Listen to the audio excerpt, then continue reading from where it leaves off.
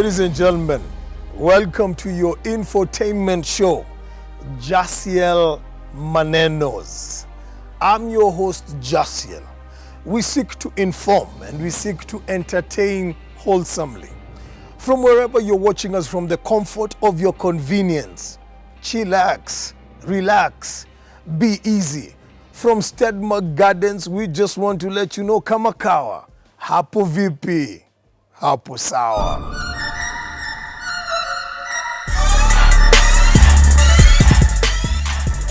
Viewer, today we have our guest in our inspirational talk segment. Now, they say education is the key to life. Our guest today presents a different key to life. A school dropout who found himself in the city of Nairobi, had a passion for horses. He's gone to places, getting a recommendation from the former president of Kenya, President Mwai Kibaki. He has something to say and to inspire us. Welcome me by joining and inviting Timothy Simiyu. Karibu mzee. Asante sana. Uko salama? Salama kabisa. Ulipofika kutoka Kitale, ukafika Nairobi. Kazi yako ya kwanza ilikuwa gani? Jasa kazi yangu ya kwanza ilikuwa kuuza maziwa bwana. Ile maziwa ya ng'ombe. Even though haikuwa ienda through. Nikapata transfer, nikaenda tena Karen. Ikaze tukionja pia iko na matransfer. Pia ina transfer. Kila level ina transfer. Nikapata niko Karen. Sasa kayateka. Mimi nilipenda farasi sana tu wakati niliona nasema farasi kwa hapa. Sasa ikakuwa ndio hiyo ndio ilikuwa tuseme ndio ilikuwa nini ya kwanza kunikaribisha Nairobi. Ni farasi. Farasi. Sasa from houseboy, shamba boy, to the point sasa mmefika mahali nyinyi ndio mna supply farasi kwa showground. How was that experience? Just farasi zimenipeleka mahali kwingi. Ndio nikuja wakati huo siku hata naelewa Nairobi vizuri, but farasi kwa nikienda mahali nakumbuka kama ile wakati tukaenda show. Tukionekana mbali tumekalia farasi, askari na bunduki wanatufungulia gate. Tunapita kama wafalme kwa sababu ya nini ya farasi. Wakati hata kama ningekupata uko pale kwa gate na kushika mkono na pisha na kuingiza kwa show bila shida yote sababu ya heshima ya farasi. So ikafanya nikapenda farasi sana na passion kabisa. Nikapenda farasi sana. So maisha yangu yote nimespend kwa farasi kuanzia miaka 16. So wakati tuliendelea namna hiyo vitu zikakuwa mzuri. Yani si pesa, si about money. Explain your point ya volunteer, because the more unaongea hiyo yote ilikuja because you started volunteering kukaa na hizo farasi. Because hii generation yetu people our own story of volunteering, they want money now. Yes. But now wewe ulianza na passion volunteering, one horse, to the point now you have 28 horses, you have your own ranch in Karen. Ebu just explain hapo so that people can understand. Yes, ile kitu jaribu kueleza hapa, jaribu kueleza hivi. Unajua mara mingi sisi tunakuwa mimi kwa sisi wenyewe. Unaona kitu mzuri inatoka mbali sana. Ile through kuvolunteer, mimi hata sikuwa na volunteer ndio nipate pesa kwa hii kampuni. Na ilikuwa ile upendo ya hii kazi, ya hii wanyama. Hata sikuwa after pesa, but nilifanya kazi nyingi zaidi hata kuliko wale watu walikuwa wanalipwa wakati huo. Ningeangalia kitu iko hapo mbaya nachukua natengeneza, na wakati huo hakuna kitu yote mimi napata. Sikuwahi kuwa after money. Sasa tulile kuvolunteer, hata wakati nilifika mahali nikaajiriwa kwa kampuni, baadaye nikakuwa nalipwa shilingi ngapi? 3,000. Na baada ya kuvolunteer zaidi ya miaka 2. Wow. So niliapo hata kuacha ile kazi ya shamba boy nikuje kwa farasi kwa sababu tia kupenda kuvolunteer. So wakati nilivolunteer nikafika mahali nikaajiriwa. Na ile hata wakati niliajiriwa ajangu hata ilikuwa pesa. Nakumbuka nilikuwa nalipwa shilingi 3,000. Ile 3,000 zinakosekana. Kuna wale watu hata wako wanafanya kazi kwa hiyo department, lakini ikifika mwisho wa mwezi wanapeleka ule mtajiri wetu mbio sana. Paka mimi sikuwa nasikia vizuri. Nakumbuka hata siku moja nikimwambia Tony, mimi hatuachana na mimi. Lipa wale watu wanataka kuwapatia pesa. Lakini mimi waachana na mimi nitafanya kazi. Na nilikuwa nafanya kazi yote kwa sababu ile upendo wa farasi. Sasa kuendelea namna hiyo na kuna hata niko na kitabu yangu ya posta wakati yako anatulipa na posta. Nimejaza utaona kuna ilikaa karibu miezi 9 bila kunilipa. Alafu amekuja ameweka pesa zote mara moja kwa account. Huyu mtu ile kitu alikuwa anakosa ni pesa, lakini alikuwa pia na upendo hii wanyama. Tony alikuwa mtu mwingine mzuri sana. Wow. Sasa kuendelea namna hiyo, sasa ile upendo wa farasi pia alianza kunipenda sana huyo Tony. Kwa kuangalia ile vision yake, pia mimi nimekanyaga kwa kiatu yake na nimesuta. Juu mara mingi alikuwa kuna mahali hata angenipata niko peke yangu. Mja kuna kitu ya furaha Jasiel kama uende upate wewe unanyemelea unapata mtu wako anafanya kazi yako na hujamwambia afanye na anaifanya vizuri zaidi. Alikuwa anakuja na niangalie hivi paka anaanza kutoa machozi. Kumbe ile ilikuwa ndio machozi ya baraka kwa mimi. Wacha turudi. Viewers, we'll be right back after the break. I think from Tim's story, you can see passion makes the world go round. Love just makes it a safer place. Something to learn from Tim. Don't give up. No matter the pay, hang in there. Your reward is coming. We'll be right back after the break. Jasiel Manenoz. Ladies and gentlemen, for those who are just joining us, today we are interviewing Timothy Simiyu in the Inspirational Talk segment. From Kitale to Nairobi, from a shamba boy to a house boy to a place where he started working on the farm, fell in love with a horse. Now he has 28 horses, his own stable in Karen. He's here to inspire us.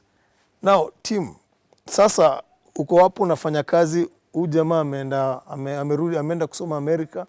Ameacha farasi 2 alafu ukaendeleaje? Wala hatuko educated, tunakuwa na chance moja. Tutumie vizuri. Ati chance moja. Hatuna chance nyingine. Wala unajua nyinyi mko na makaratasi. Enda hapa toka enda hapa kwingine. Lakini sisi tukishika ile moja, tunaona mara mingi hata wale watu wanauza mahindi wanaenda zaidi kwa sababu anajua tu mimi kazi yangu ni kuuza mahindi. So I give all. Ikitereza basi mimi nimeanguka. Mambo ni mbili. Kama ni shida mimi nimeishi kwa shida. Sasa hebu nikuulize. Tulikuja kukuchukua. Tukakuja kukuchukua, uko na stable yako Karen. Yes. Uko na 28 horses. Uko na camels. Lakini unaishi kwa tent. Okay? Na umejenga nyumba na uko na staff wanakufanyia wanaishi kwa nyumba. Sababu yako kuishi kwa tent ni nini? Una pesa sahihi, lakini bado uko hapo. Okay, sababu mimi kuishi kwa tent na maisha bado still niko na long way. Boss, uko Karen, uko na mahorse lakini bado hujafika. So tent inakuonyesha bado unaendelea. Bado kuna njia mrefu imeningojea mbele. Bado wakati ya relax sijafika. So nitakaa ni focus, nitakuwa nijue hii inahitaji. Itakuwa mapema sana mimi nikirelax. Kwa sababu unaona ndio nikuja nifike hivi na represent watu wengi sana. Na ile tu njia moja kurepresent hao watu ni paka mimi nyime. Si ati hata niko na hizi, niko na uwezo, hizo vitu zote niko nazo, lakini naziweka kando. Juu ile maisha sacrifice. Juu wakati nitakuwa na sacrifice niko najaribu kujenga foundation. Ile itakuja kusaidia watu wengine zaidi. Juu tumeona vitu zimekuwa na changamoto nyingi. Hii kazi nitake ikue. Na hii kazi igrow ni paka niweke ndio kwa historia. Yeah, historia. Historia itakuja. Kuna watu wameteseka sana kwa nchi kwa sababu ya sisi ndio tupate uhuru. Kuna watu mashuhuri kama wakina Jomo Kenyatta, wakina Odinga, wakina Tom Mboya, wakina Bildad Kagia, walikufa ndio sisi tupate uhuru. Sisi hatujui maana ya uhuru. Wale watu wote founder wa vitu huumia sana. Na hiyo kuumia sana ndio ile mimi naenda through. But mimi niko sawa. Sina wakati ya kurelax, lakini nataka nikomboe kitu mzuri na niandover kitu mzuri kwa watu wazuri. Tell us, President alifikaje kunotice kazi yako ya mahosi? Yes. President, hata pia mimi nilikuwa surprise tu venye pia unakuwa surprise. Mimi niko showground, nimetulia, sina copy hata akili yangu haijaipiga kwa president. Juu najua tu mimi siwezi sifai kumkaribia hata. President ni mtu mkubwa sana. Na huyu mtu anakuwa amejaguliwa na Mungu. Na ukiona ule mtu amejaguliwa na Mungu, anakutana na wewe pia, jua pia unawe umejaguliwa na Mungu. Wewe kale kama mtu kadogo kamejaguliwa na Mungu. Ule mkubwa pia amejaguliwa na Mungu. So mtu mdogo akamita mtu mkubwa. Alipita kwa watu wakubwa wengi wale waweza wakamfikia. Hata wakati nilipita ilikuwa ni changamoto, napata kila mtu akiniona mimi naenda kukutana na president anipatie zawadi. Kila mtu anaona nimeshikwa enda kushikwa na president. Nifungwe na hakuna kitu mbaya nimefanyia president. Sasa nikakutana na president Kibaki. Kama kuna mtu nitaipenda kwa maisha yangu yote ni Kibaki. Kibaki nimempenda sana, aliniweka mahali pengine pa juu sana. Natamheshimu maisha yangu yote. akuwe hako hata ile siku atakuwa. Alikufanyaje? Ile tu kukutana naye kumsalamia kwa mkono na kusmile. Nakumbuka alikuwa anafanya jokes, ananiambia nikate ndevu. Na hizo vitu ndio alikuwa ananiambia. So mimi nilifurahi sana. Hakukuambia hiyo hapo wewe hapa. Aliongea tu vitu hapo akicheka. Sasa nikakuwa nikimwangalia. Hata nikimwangalia kwa TV, ndio tulikuwa naye. Si kwa hii imagine kama ningeweza kukutana na mtu kama huyo. Kibaki uongozi wake ilikuwa tofauti sana. Na nitamheshimu na nitampenda. Na nashukuru kwa maisha yangu, kwa familia yetu mzima, mimi ni wa mwisho. But mimi ndio kukutana na president. Wow. Kitu kubwa iko hapo ndani. Yeah. Ndio kitu niko na ichase polepole, na nitaichase kwa tent, nitaichase kwa forest, nitaichase kwa kutokulala kwa kitanda. Paka siku ndio ipata, ndio tutaleta kwa jamii. Hii ndio kitu nilikuwa natafuta kwa forest, kwa kichaka, kwa kutokulala kwa kitanda. Unajua unaongea nasikia inspired. Yes. And I know kuna mtu anaona na anakuwa inspired. Before we wind up, what is your word of inspiration? From your story yote mpaka meet president from Kitale, what can you inspire? Uambie mtu ule anaona. Ile tu ule mtu naambia ule anaona hii program. Please.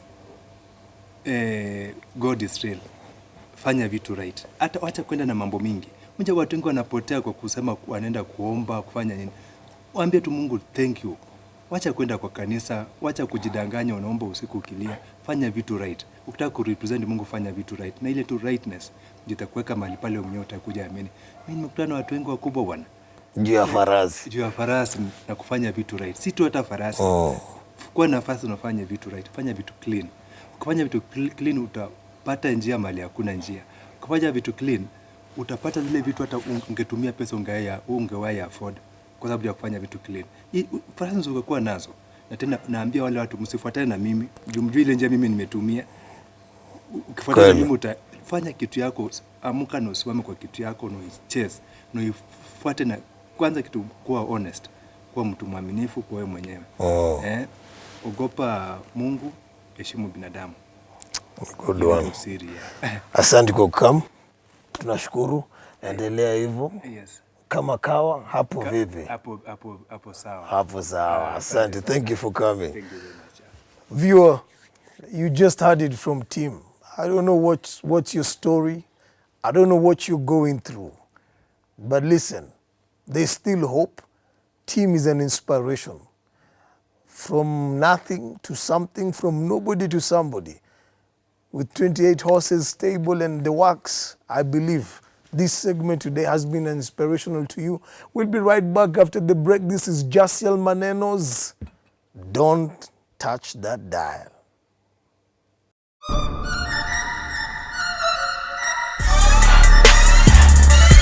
You are welcome to Jasiel Manenoz. This is Respect the Hustle segment. Kenya is known as a hard-working nation. From all caliber and categories of people. Today we one young man who after graduating went to look for a job, found all graduates there and he decided to self-employment. Respect the Hustle. Peterson, mambo lakini. Poa sana Jasiel. Uko salama? Niko fiti kabisa. Tuambie hiyo story. Ulianziaje bana? Okay, story yangu ilianzanga 2013 after nili graduate with a Bachelor of IT in business. Kutoka hapo sasa kama kawaida like any other graduate nikaanza ku look for jobs. Then nika apply job, nikapata interview A3 by PZ. Kwenda huko nikapata tuko wase 800. Tulikuwa na mabisho wangu watatu nikawasho hii job hapana, mimi wacha niende home. 800 wako na degrees. Yes, 800 graduates. Na walikuwa nataka 18 people. No, nalipa 18,000. Wow, 800 people, 18,000. 18,000. Ndio nikaambia mabisho wangu hii job stangoja. Mimi wacha niende home, nifikirie kitu naweza fanya na maisha yangu juu nimekujua kurealize Kenya yenyewe kuna shida ya employment. Kufika home nikaanza kuthink, nikajipea time peke yangu na think ile business afanya. Nikaona opportunity kwa kufungua movie shop. Oh, hizi za movie, yeah? Hizi za movie. Nikafungua movie shop Githurai 45. Haso yangu ikaanza hapo. Haso ikapanda nikaongeza cyber. Nikafungua movie zingine 2. So sahi wase bado wanatafuta job, wewe umeanza job ya cyber. Yes. Hapo for those who do not know, get the right 45 gather ni kama dheka on your way. Ukafungua zingine. Yeah. And so business ikaanza ku-expand. Business ikaanza ku-expand. Alafu kitu naweza kuambia Jasiel, nikianzanga mavijana usema wana capital. Yes. Mimi nitafuta best yangu. Ikakuwa ni partnership. But fortunately or unfortunately best yangu akapata job Equity. Akaniachia job ya movie. Then later nikambuy out juu sasa vile alimezwa na corporate world. So mimi nikimwambia stories za movie yashikanishi nini. So mimi nikaendelea na aso yangu. Aso yangu ikagrow. Ikafika sasa nikafika point nikafeel sasa nafaa ku-expand niende kwa biashara zingine. So ikafika point biashara zangu zilikuwa profitable, nikasupport nikauza biz zingine. Ndio nikaenda kuingia kwa biashara zingine. So I'm trying to understand as time progresses unaenda ukiji-improve. You found comfort in self-employment and though it was challenging, ngangana tu kidete mwanaume kungangana. Yes. Nilikuwa na challenges unapata self-employment, unaingia job 7 asubuhi na unatoka 10. Wewe ndio boss. Wewe ndio boss. Hata uwezi enda mahali, lazima ufungue job kila siku. So ndio nikapata hiyo mind nafaa ku-expand, nifungue biashara, nitoke from a self-employment to a business. Because self-employment ni wewe peke yako uko hapo na biashara ni yako. But a business, you get a chance to employ other people, you know, na a bit of freedom. So far now, looking back, umefikisha wapi busy? Saizi business nilienda nikafungua kampuni nyingine inaitwa Pan African Speakers Bureau. Kwa hiyo kampuni mimi nakuanga consulting wa corporate trainers. New help organization wapate the right trainers for their teams. So corporates approach you.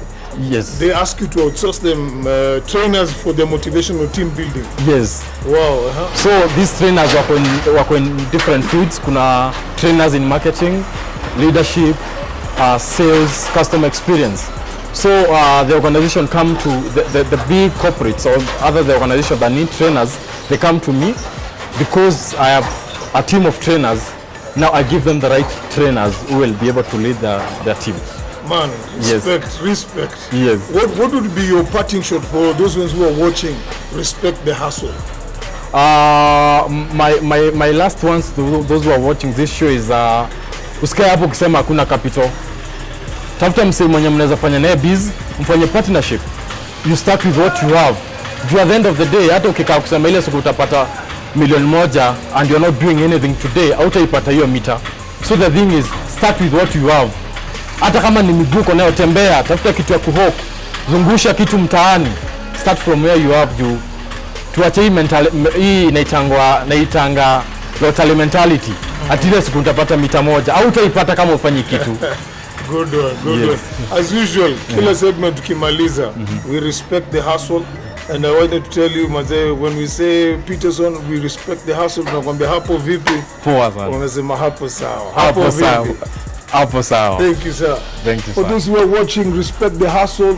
Let us know whichever hustle you want us to highlight. This has been Peterson at Get the Right 45. You've heard where he started from, where he's at. And I do believe, Jikakamue, every day I'm hustling.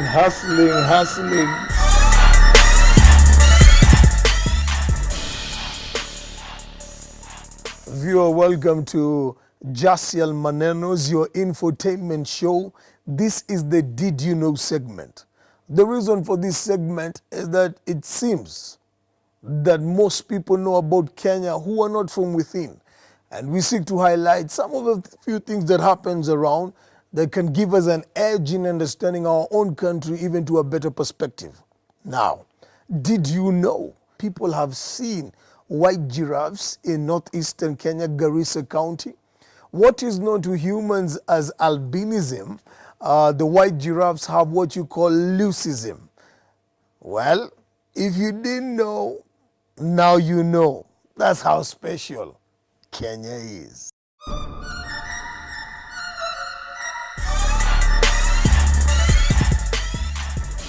Welcome back to Jasiel Manenoz. I'm your host Jasiel, and this is your infotainment show where we seek to highlight and inform and also entertain wholesomely. Today, we are having the Doctor Says segment, and we have with us Dr. Richard Mutura to help us dissect what's happening with the moral decadence in society? Welcome, Dr.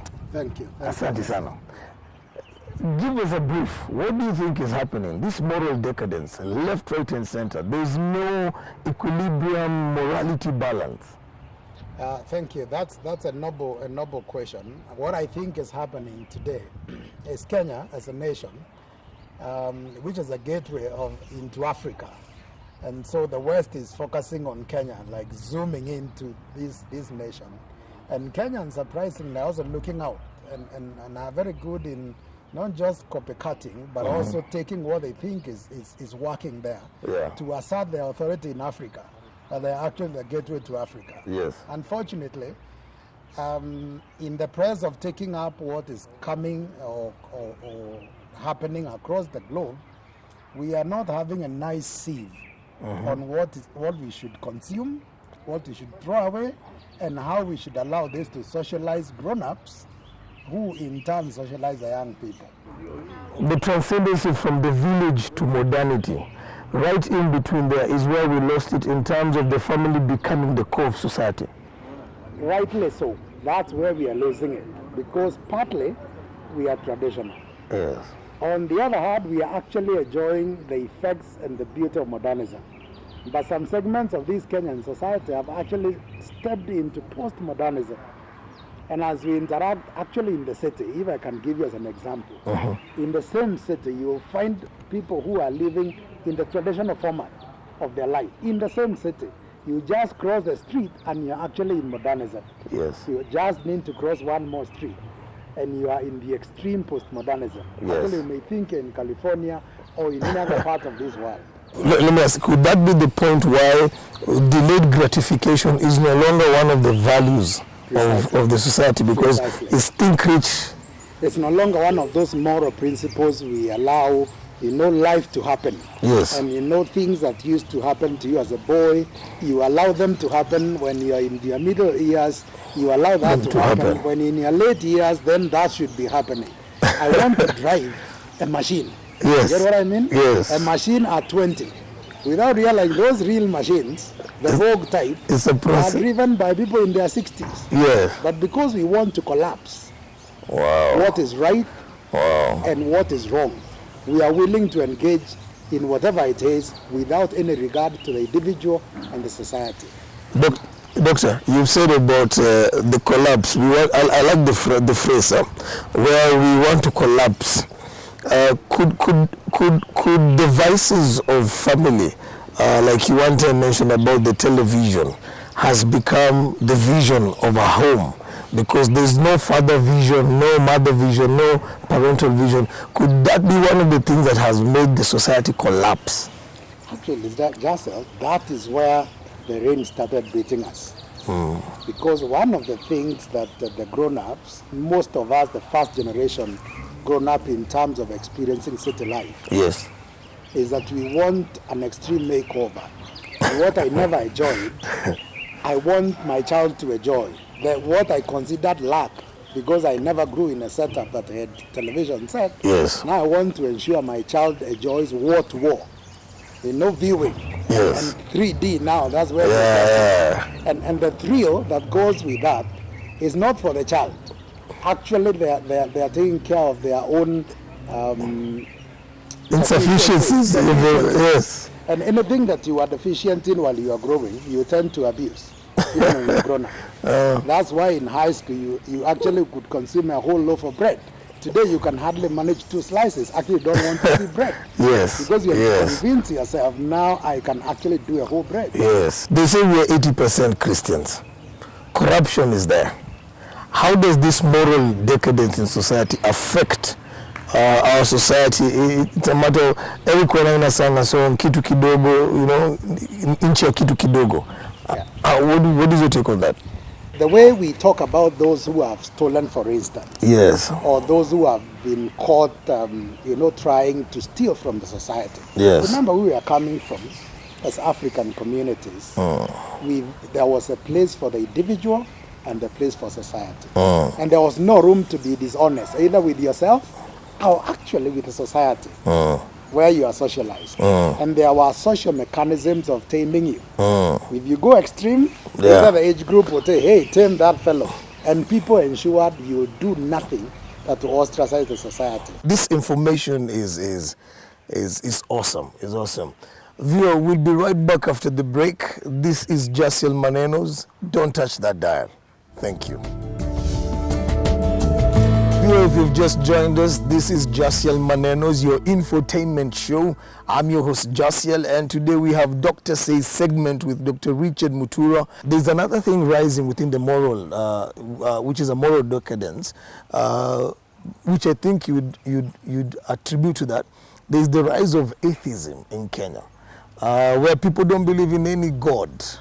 Now, vis-a-vis your conversation about traditionalism, where do you base that?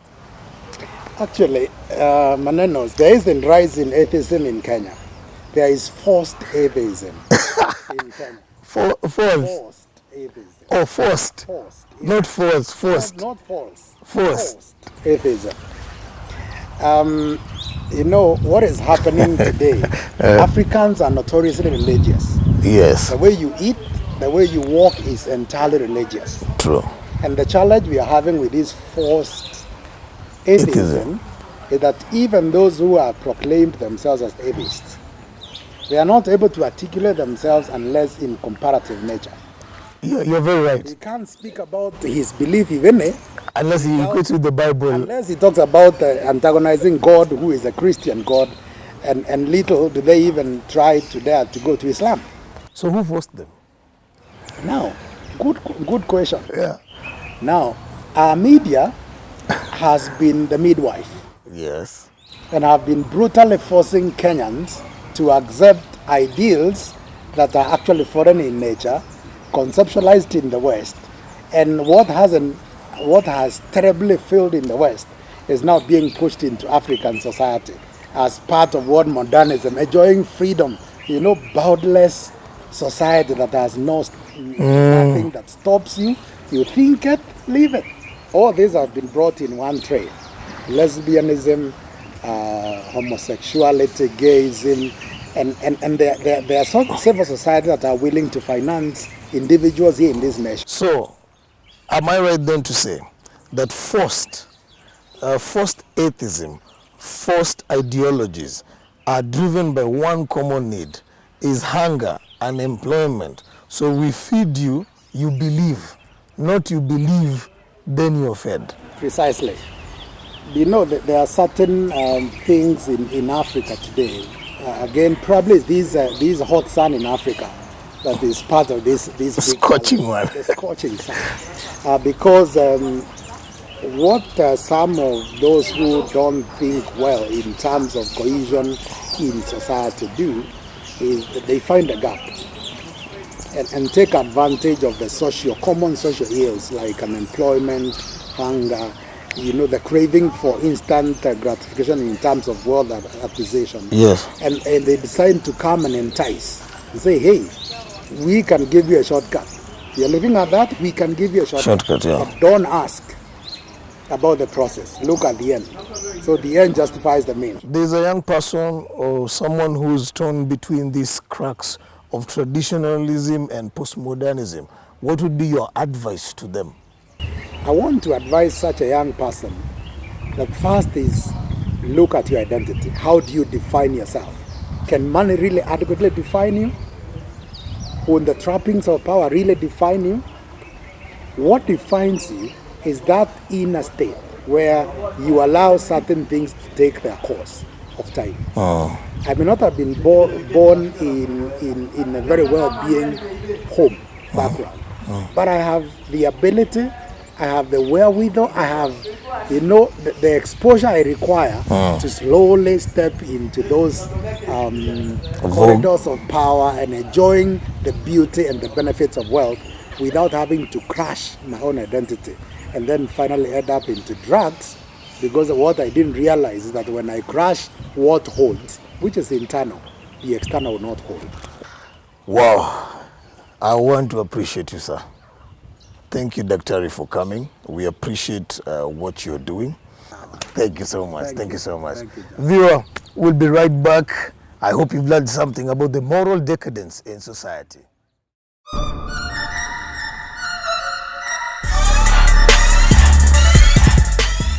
Viewer, the top 3 videos segment, we want to create entertainment. Like we say, Jasiel Manenoz is an infotainment show.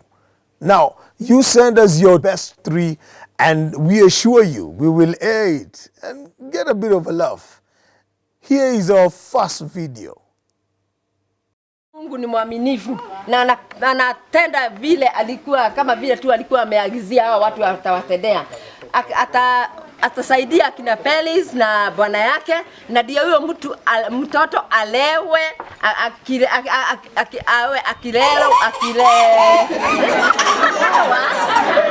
na akilewa sio kulewa na bombe lakini kule I want to hear that. Sidio ni kulewa kwa sababu kurerwo ni kulewa. Ni hivyo, lakini sio kulewa kwa pombe. Lakini ni kulewa akionyeshwa juu njia za Mungu. Well, are you korerwa? Are you sikulewa korerwa? Please, korerwa in this second top video. We'll be back. The motorcycle which was carrying 2 billion passengers, and the pickup, the driver, and the motorcycle which was carrying 2 billion passengers. What? And the motorcycle which was carrying 2 billion passengers Get out of here right now. were ascending the hill.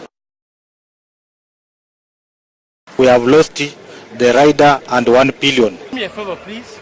Get out of here. while the driver of the pickup and the driver of the lorry and 1 billion passenger have been rushed to Jaramogi Oginga Odinga Teaching and Referral Hospital for treatment. Get out of here, man. I'm not really quite sure. From Korerwo, now we are dealing with 1 billion passengers.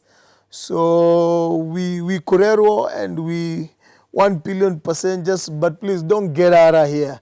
We're coming back. Watch the third top 3 video of the week.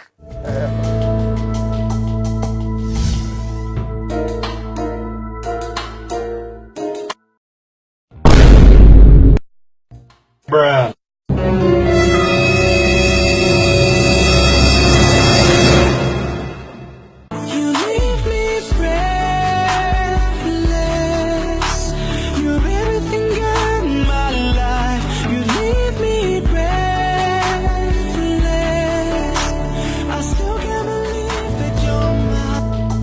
Our third top 3 video of the week, as you have seen, there was this whole hula baloo with the Gideri man, and I think that's going to be the trend nowadays. It better come served in a paper bag. But hey, after the ban, we don't know. Kama itarapiwa na ile brown paper. That has been your top 3 videos of the week, Jasiel Manenoz, and we do pray that this week, Korerwo, all our 1 billion viewers, don't do it in a paper bag. Your ban ilishapitishwa. We'll be right back after this. You're welcome back to Jasiel Manenoz. This is your fashionista segment. I'm your host, Jasiel. We seek to highlight various aspects of fashion, and today our guest is none other than Sarah, the founder of Kerry Designs Africa. Welcome, Kerry. How are you? Uko salama? Yes. Now, Sarah, explain to us why you call it Kerry Africa, Kerry Designs Africa. Okay, the name Kerry Designs Africa, it's from my name. Oh, okay. Yes. All right. So I was looking for a name that is not so common. Yeah. Plus, it has its own unique identity. True. So true. I cut my Kerubo name to Kerry. and then I added the Africa bit because I want to expand it. Wow. My vision is bigger than just a designer in Kenya. Yeah. Yeah. I want to go wide in Africa. Nice, nice. What got you into the designs? Actually, I was disappointed. Disappointed? Yeah. This is interesting, I them days when I used to go to tailors. Yeah. I have a fine design in my mind, but I go to the tailor and it doesn't come out nicely, and They disappoint you in the design. disappoint me. I used to feel so bad, and all I wanted was just to be a designer and a tailor on my own, so that I can design my clothes and make them myself, so that I can put them on as much as I want. So let me ask you, so when this was birthed out of frustration, are you now satisfied to what you're doing and people are liking your products? Yes, I'm very much satisfied with what I'm doing. Yeah. And I'm sure I'm growing. Yeah, yeah. And after some time, I know my brand will be so big. What did you say about the fashion trends in terms of making sewing fashionable to such designs?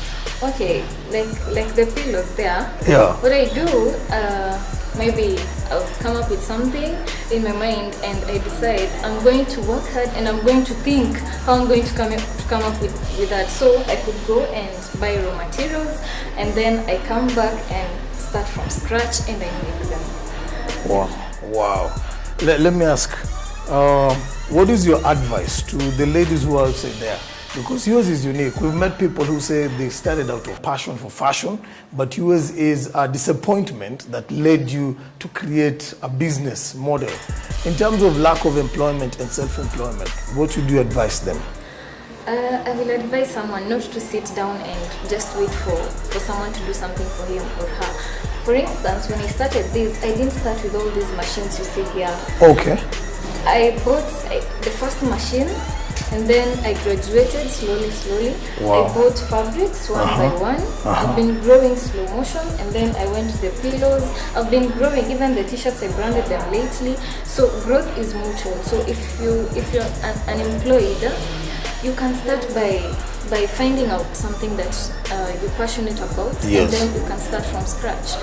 You can go even to the local tailors around Mtaani, and you ask them to show you how to do something if you don't know how to do it.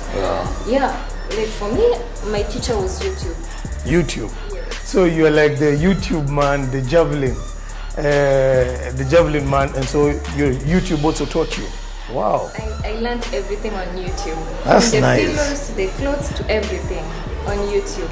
Wow. So nothing is impossible these days. You don't have to rely on going to school and paying 4 years doing a degree to do something. You can just buy bundles, go to YouTube, download a video of what you want to do, and then you're good to go. What is your parting shot as we come to the end?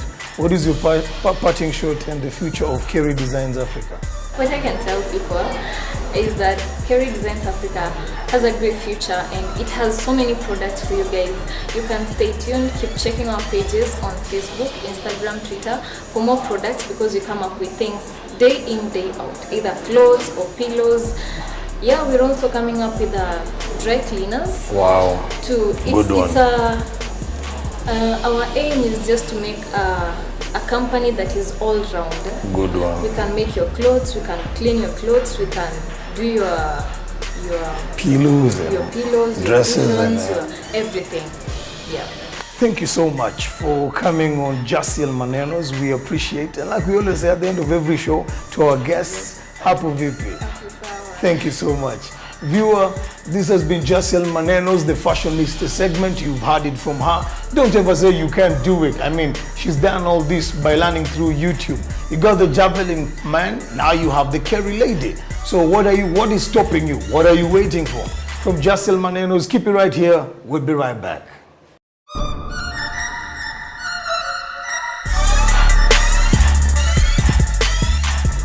Viewer, welcome to Jasiel Manenoz. This is the motivational talk segment.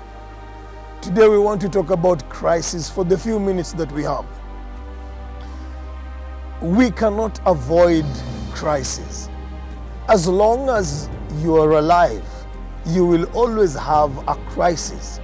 If you're not in one now, trust me, you will be in one later. If you're coming out in one now, Trust me, later you will get into one. Life is a series of ups and downs. Life is a series of day and nights. As long as the earth remains, crisis will always be there. The issue about life is, how do you go through the crisis of life? Now, it presents a challenge. Not everyone makes it through to the other end. There are people who give up in the midst of the crisis and they see total darkness. They can't even perceive that there can be light at the end of the tunnel. Listen, you're watching this episode and probably you're saying, Jasiel, you don't know my crisis. It is true. I may not know your crisis, but there's one thing I know about a crisis. Every crisis has a birthing day and has an expiry day. There are things that you do in life, you were born and you will die. There are things that are processed. If you take milk that has passed the expiry date, trust me, you will be in a health crisis. Kama kawaida, kipindupindu, you'll be turning. The thing about crisis is that it does not only come to make you look inward, but it comes to even present to you a possibility of you to look outward. Now, the word crisis, when you take it to the Chinese, it means an opportunity. But the word crisis, to a dictionary, English dictionary, it means danger. Depending on which side of the coin that you're viewing, whether it is danger or an opportunity, it is up to you. Today, as you're watching Jasiel Manenoz, I want to believe that the viewer watching me, who has been in a crisis and has been perceiving it as danger, is going to change the perception and begin to see an opportunity. So yes, I am in this situation. How can I make the best out of this situation? Today, you just heard about Timothy.